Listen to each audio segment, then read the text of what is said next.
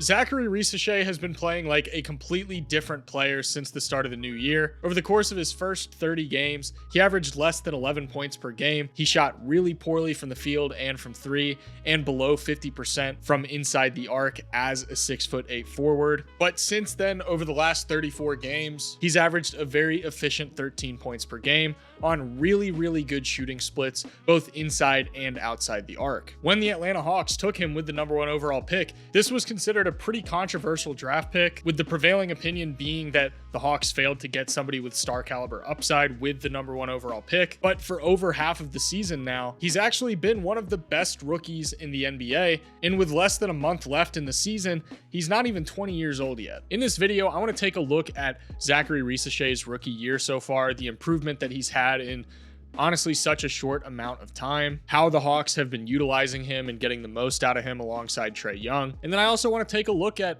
whether or not there's signs of a star caliber player here and what the Hawks should expect from him going forward as this #1 overall pick. As always, if you enjoy the video or you find it informative, consider leaving a like or subscribing. It really helps out the channel a ton. All that out of the way, let's get into it. Now, the big thing to understand with Zaccharie Risacher is that this is not a #1 overall pick that was drafted with the intention of getting a franchise player, somebody that you're going to build your entire team around. The Hawks have Trae Young. They have Jalen Johnson. They were not trying to get somebody that was going to demand a ton of touches, a ton of shots. They really wanted more of a support guy.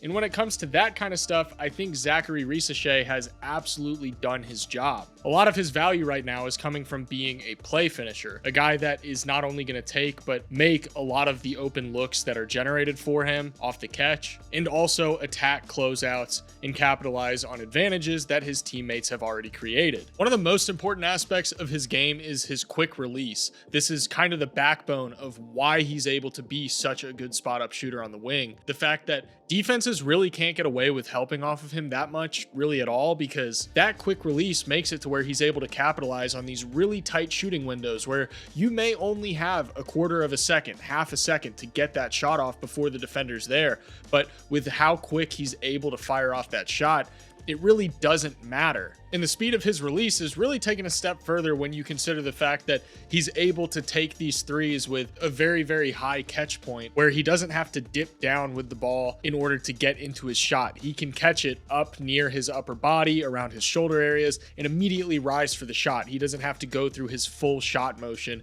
in order to get these off. These kind of no dip threes really augment the threat of that quick release that he possesses. And it makes him a much more deadly catch and shoot threat, which obviously has spacing implications. It has major implications for him as a shooter in general. And overall, it's just a really desirable trait for a guy like him to have, especially when you're as tall as he is. And it's definitely showing up in his efficiency. Not only has he attempted some of the most catch and shoot three-pointers among rookies in the NBA this season, but he's also one of the most efficient catch and shoot guys. There have been some instances where the Hawks are using him as somewhat of a movement shooter, having him come off of screens with the intention being to shoot. I still think the efficiency's probably got a ways to go, but this is a context where I think he's going to end up holding a lot of value when it comes to actually scoring the basketball. But in the modern NBA, in my opinion, it's not really enough to just be a guy who's able to knock down his open threes, especially for a forward like Risacher. So now we have to look at how he's attacking these closeouts when teams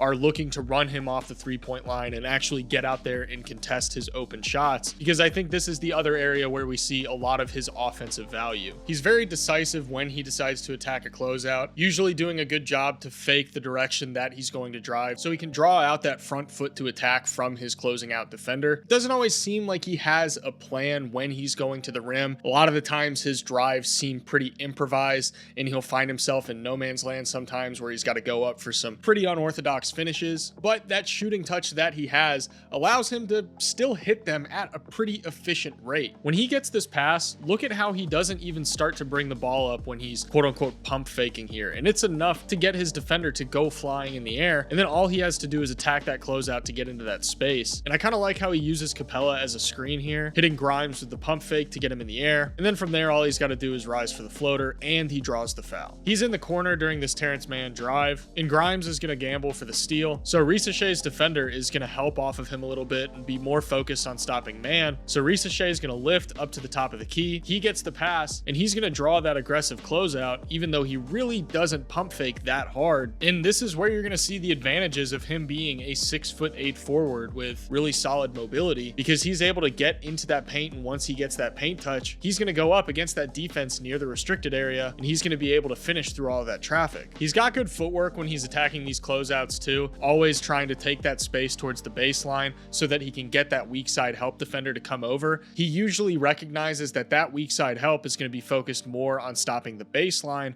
so he likes to step more into the middle of the floor with that kind of Euro step, and he can get away with some pretty unorthodox finishes using this footwork. But probably one of the most valuable parts of Zaccharie Risacher's game is what he does when he doesn't have the ball in his hands. He's already a fantastic cutter, and this is especially useful when you're a shooter like Risacher, because defenses are often worried about making sure you don't get any open threes, and he uses that to his advantage to get into open space on his way to the rim. He's got a really great sense for the timing of his cuts and knowing when the defense is over-focused on the ball, and these 45 cuts can get him completely uncontested looks in open space, capitalizing on undisciplined defense. Sometimes defenses will think that he's going to come up towards the top of the key to get a handoff, so when the defense overplays that, he's great about cutting into space so he can get the feed in stride. This is where Risacher's feel for the game really shines, and I don't think he gets credit for this part of his game enough, especially next to a passer like Trae Young. The fact that he's able to find soft spots in the defense so consistently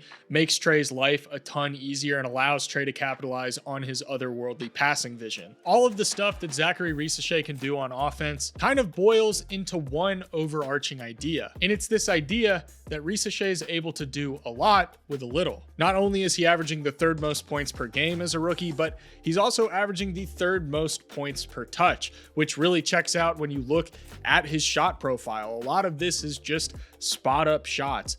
Risacher is not a guy who's going to be dribbling the ball a ton. He's not going to be taking away touches from Trae or Jalen Johnson. He's a guy who you're just going to put him alongside those guys, and not only are they going to make him better, but he's going to make them better by providing a ton of really valuable spacing, a ton of really good positional size, and overall, he's a guy who is just going to be efficient with his touches. There's never really going to be a ton of wasted dribbling with him. When he gets the ball, he's either shooting it or making a quick decision with it. This is kind of a double-edged sword though, because you look at the player that you drafted #1 overall, and you consider the fact that he's not really a shot creator. He's probably not really ever going to be a shot creator. He's most likely going to be this play finisher, a guy who you have to be very specific about the kind of opportunities that you put him in, because he's maybe not the most gifted ball handler and shot creator in the world. So you pretty much relegate him to these play finishing opportunities. Is that somebody that's really worth the #1 overall pick? And for Atlanta, it's kind of tough to say this year because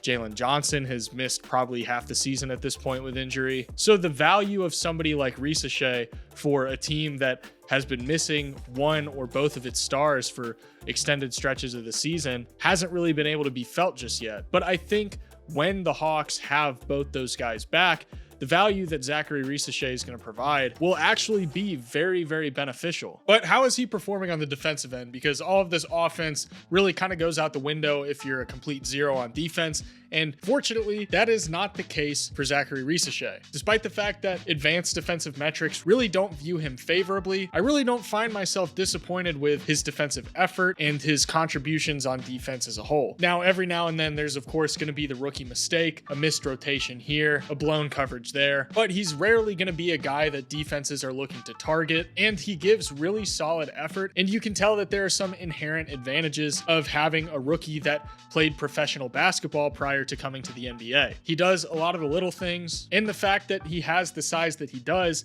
gives the occasional flash of versatility, although he is going to have to put some muscle on his frame for defense to really start becoming a calling card of his game. But the defensive side isn't something that you're going to be able to hold against him. Now, with all of this taken into consideration, we got to ask the question, should he have gone #1 overall? And to answer that question, we got to consider the context of this draft class. Let's be honest, it wasn't a very good draft. In terms of high-end talent, I think there are, of course, very, very good players that are going to come from this draft. But in terms of star caliber players, guys with first, second option upside, the number of players like that were in this draft is very, very, very low. I think a lot of the guys from this draft class had third option ceilings. And to me, that's kind of what Risacher is. He's a guy who, at best, is probably going to be a third option throughout his career. But what I'm trying to say is that's not a bad thing.